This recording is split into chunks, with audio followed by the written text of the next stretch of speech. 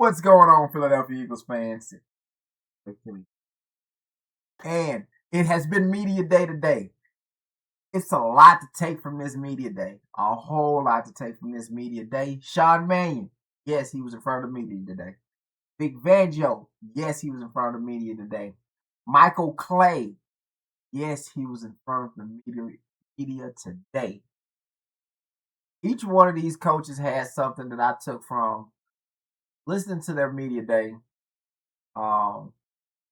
Vic, I don't know what the speculations. Like, I'm starting to think that the Philadelphia media are just dropping the ball everywhere.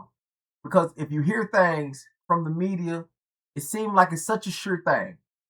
Seems like it's such a sure thing. And then you hear it out the horse's mouth, and that is nothing like what the media said. Nothing like the media said. Vic Fangio knocks down one of those media buses right here in this video today, man. Stay tuned. I'm gonna even play it for you. So, not only that, I'm gonna I'm gonna go ahead and gloat right now because I called this position, this roster position, and how we gonna play as far as the defense is concerned. I called this. I called it going into the draft. I called it right after the draft. Hey, look, I bleed green, man. I study this team, man. So y'all gonna listen to me one day. One day y'all gonna listen to me. And y'all gonna be ahead of the game. I got that also in this video today. Michael Clay hinted that our first round pick is gonna be heavily involved into the in the special teams.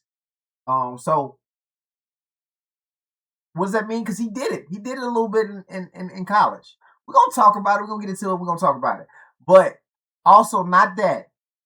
But I think everybody wanted to have some competition at kicker.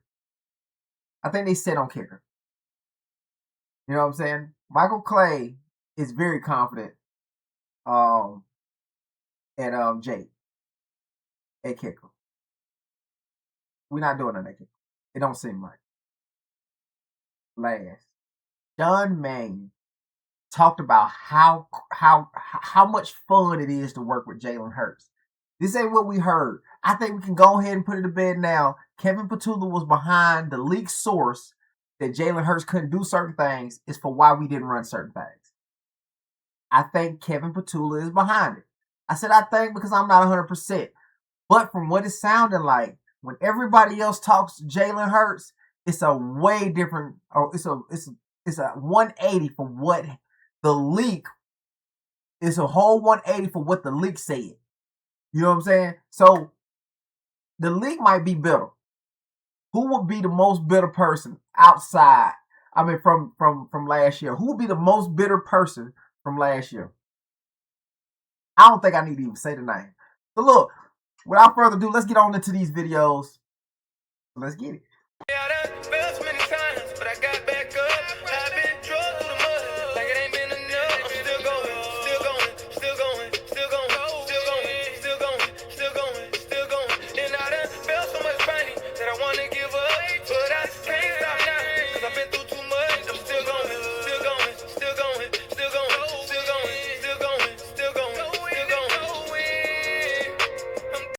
All right, look.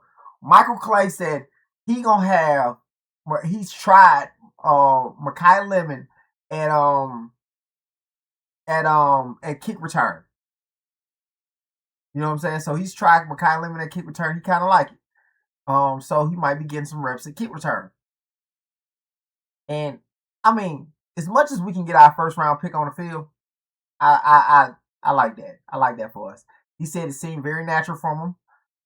Him doing it seemed very natural. So Mekhi Lemon as a kick returner, he's starting to look to me, and tell me if I'm tripping. Let me know in the comments if I'm tripping. He's giving me the role that they were trying to give Brett Covey. Am I tripping? The role that Mekhi Lemon is coming in here and doing now, they tried to give to Brett Covey. If he'd stayed healthy, they'd have tried to give that to Brett Covey. Started off very hot last year. Then he got injured, and then he couldn't do like he didn't come back. He wasn't able to get involved no more. But it seems to me that Makai Lemon is our our upgrade version of Bretton Covey. Because I don't want to disrespect Makai Lemon like that. He might be I think he's better than Bretton Covey by far. But to me, it's the most similar situation. It's the most similar situation I can come up with. All right, the kicking situation. We are staying home. We're just gonna hope that he has a better season this year. I want to say, Jake has had at least three bad seasons. At least three bad seasons. And maybe it's the confidence, because I think he said something about his confidence. A confident kicker is a dangerous kicker, is what Michael Clay said. He's our special teams coach. And, a confident kicker is a dangerous kicker. So maybe it's a confidence thing. And maybe they got it. They got a way, or they got a plan to handle that. And I'm gonna trust in them. I'm gonna trust it because at this point we really ain't got no choice. So I'm gonna trust in them. Let's go into Big Ben. I'm not even gonna wait no longer. I'm just gonna go ahead and put it on out there. I said that Cooper DeJean was gonna move to safety. We had so many times to go out there and get a safety. And do you think that the Eagles are halting to get? We went and got four wide receivers because of AJ Brown going missing. We preparing for a trade. We went and got four wide receivers.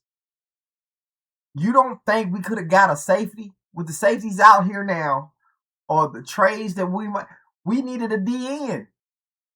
We went and got a DN. We traded to go get a DN. Howie Roseman ain't playing with these people. He ain't finna go out there and, well, I don't know. Well, let's just go ahead and see what safeties we got. No, they got a plan. And I kept saying this to everybody, that Cooper DeJean is going to play safety in the base defense. In the base defense, Cooper DeJean will play safety.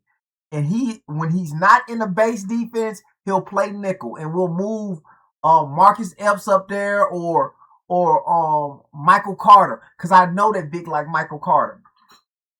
And I'm going to go ahead and play it for you, man. Let me go ahead and play it for you because I'm ecstatic about me calling this. It's open. I think Marcus is someone that will have put up good claim to it. In base, it will be Cooper.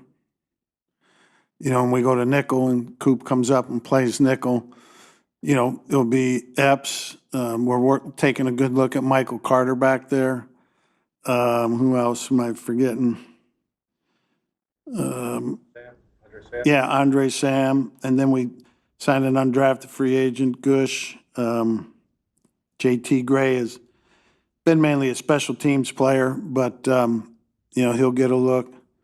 So we'll look at all those guys. It's an open competition. Just like I said. Just like I said. You know what? I'm starting to understand Vic, man. I'm starting to understand Vic Fangio. You know what I'm saying? Especially after, I don't know, who was it who broke the news? If y'all let me know in the comments, who broke the news that Vic Fangio no longer wanted to be the defensive coordinator for the Philadelphia Eagles? It was a story that went on for about a month. But it was so many people reporting in what the Eagles are going to do. We're trying to get them to come back. And Vic comes out here to say this. Good. Vic, were you close to stepping away? What was the offseason like for you as far as making a decision about coming back? No, I wasn't close. I've had those thoughts and, the last few years. Every year at the end of the year, I just think about it, and I never really got serious to where I would have done it. And, it's no different than I did after 24 season, after 23 season. I told the players the other day that, we had our annual physical. We get physicals as coaches, and the docs told me I was reverse aging with my lab work and everything that came up. So I told them, you guys are stuck with me for a long while. When you have to come back, though, what is it that keeps you coming back? What keeps you going? I still like doing it. You know, I like the group of guys we have. I like working with them. I still like the challenge of the job, work for a good organization. Really, it's just something that I think you'll always think about at the end of the year. But in the end, I didn't come close to doing it, and I really don't foresee myself doing it. I'm good for 2 years, at least. He gave us a number. He said at least 2 years on him. At least 2 years. That don't sound like a man who just reunite. Like that don't sound like a man who just got a flame back to to come back and coach. That don't sound like that at all. That sound like a dude who never really thought about leaving.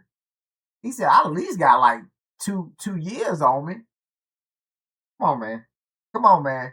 Like the Philly media is just throwing stuff out there, man. I done it once before, not having all the facts. So I wouldn't call myself media. I'm a fan first. I'm a fan first. So I think I get the grace. I think I get the grace to miss on a call that might not be true because I'm getting my stuff from them. You know, Big Vangio gonna be with us for a while, man. And that means top defense for a long time. Top 5 defense for a while. You know what I'm saying? Top 5 defense for a while. Hey, let me ask y'all something real quick. Y'all think Jalen Hurts had something to do with Vic Fangio? Cause just hear me out real quick. Jalen Hurts hit up Jonathan Grenard and was like, "We finna get one." He said the same thing to AJ Brown when we went to go get the championship. I'm just saying. Just do with that what you will. Do with that what you will. Let's get into Sean Mannion. Sean Mannion is a very bright mind. He can tell Jalen Hurts how he wants this offense to be run, why he wants it to be run this way, and what he's trying to get accomplished. When listening to Sean Mannion, he disproved everything that everybody was saying about Jalen Hurts, everything the leak was saying against Jalen Hurts. And not only that, I know a lot of people wanted to know if Jalen Hurts was going to run the ball more. And I'm gonna play the video. I'm gonna play the first part of the video where he talked about what Jalen Hurts brings and how he feels about Hurts. I'm gonna play the first part. Jalen, what is your evaluation of Jalen's skill set and how it's going to lend itself to the scheme? Yeah, Jalen's been awesome. You know, I really think he can do anything we ask of him. He's accurate. He's a great athlete. He really attacks the fundamentals. That's what's been really fun to watch these last 2 weeks of phase 2. He's always coming, wanting more things to work on, wanting more things regarding fundamentals, timing, understanding the scheme. He's hungry for more, and those are the guys that are really fun to work with. In terms of skill set, though, he has great arm strength, great accuracy, obviously a tremendous athlete, and he really attacks the game. He has a great process in the meetings. He always asks really thought-provoking questions. He's detailed and attacks his fundamentals. You know, he's always a guy who stays after practice and is working on things. Those are the guys you love to work with. He's a very accurate thrower. He's had a strong arm. I debate with people almost all day long about Jalen Hurts. What MJ say? Jalen Alexander Hurts. I don't even know if that's his real middle name, but it sounds good. But I debate with people all the time about Jalen Hurts, what he can't do. Oh, he can't even throw over the middle. Then Brian Baldnigger, last video, Brian Baldnigger went out there to show you him throwing over the middle. Oh, he can't throw past, somebody said 45 yards or something like that. You show him throw a strike to Devontae Smith for 55 yards. I don't know, man. It's almost like people want him to suck. I think that's what it is. People just want him to suck. Well, he don't. Well, he don't. You know, and I think with the way Sean Mannion wants to run the offense, it's going to be adaptable. And I think I said this in a short video where I was saying I don't expect him to come out here and outsmart some of the brightest minds that has played. I mean, that is coordinated defenses in the NFL. He's his first time doing it. No matter how smart he is, I don't expect him to outsmart these guys week to week. I do expect him to bring out a solid plan and evolve. That's all. He said in this conference, in this media day, they were asked, is Jalen Hurts going to run more? He said this. You mentioned that Jalen can do everything with his skill set. He's been a really good running quarterback throughout his career, not as much last year. That number went down. When you envision using him next year, how important is it for you to get him back to being a threat in the running game? Yeah, Jalen has a unique skill set in that way. So that'll certainly be a part of what we do. But we're looking, again, at all areas as an offense to really attack defenses on a weekly basis. He is uniquely skilled in that way. That will be a part of it. But it won't be the only part of it. Again, it's going to be a system that we're building and constantly looking to add, evolve. How do we tweak things? How do we make it better at all times? That's certainly something that he's done a really nice job of. It's something that makes him unique and makes him such a unique talent. So it'll be a part of that. And on all the other parts of his game too, we're going to lean into as well. I think Sean Mannion hit a turn Jalen Hurts into a good passer. He'll run when he feels the need to run. But design runs, I don't think that's going to happen much. I don't think it's going to happen much. I know a lot of people might be salty about that, but I'm not. I'm not salty. You got Saquon Barkley. Now, I can see some option routes. Some option plays like the little jet sweeps, the stuff in which he's the threat to run. I see using that.